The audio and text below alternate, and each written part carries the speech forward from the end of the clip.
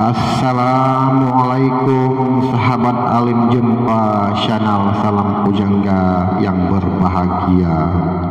Mungkin sahabat mengira keindahan yang sedang kita nikmati di layar ini adalah rona warna yang berada di negara Timur Tengah, negeri Mekah atau Madinah, di mana dua nuansa panorama pohon kurma yang rimbun tumbuh berjajar berbuah ranum di tangkai-tangkai, dan nuansa keindahan bangunan masjid yang berdiri kokoh dengan satu menara menjulang ke udara, sangat melenakan mata siapa saja dan kapan saja memandangnya.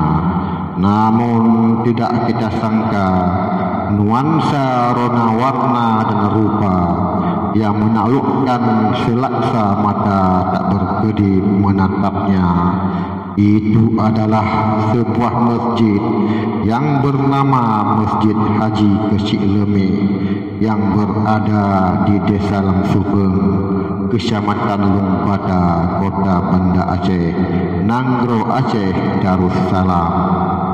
Sahabat Alim Jumpa, agar tidak terjadi gagal paham, tolong jangan gulirkan dulu layar kaca Anda. Ikuti bagaimana kisah selanjutnya. Al-Jahran, masjid yang dijuluki Masjid Emas ini dibangun oleh almarhum Haji Harun. Meletakkan batu pertama pada tanggal 19 Juli 2016 oleh wali kota Banda Aceh, yaitu Ibu Illiza Sa'aduddin Jamal, beserta Imam Besar Masjid Raya Baitur Rahman Banda Aceh, yaitu Profesor Dr.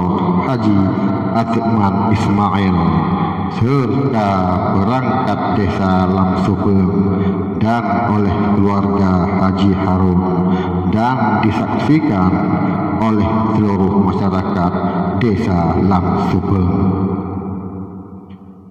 Masjid yang berdiri di atas lahan milik almarhum Haji Kecik Lemi itu berada di pinggir sungai Krung Aceh yang ditumbuhi pohon cemara di tepinya. Rimbun bak rimba mengeluarkan desing suara saat bayu menerpa. Menurut cerita Tengku sang penjaga masjid tersebut, almarhum Haji Harun dulu membangun masjid yang telah menjadi situs wisata religi itu. Beliau bangun dengan biayanya sendiri dan dengan waktu relatif singkat, yakni 2 tahun 4 bulan.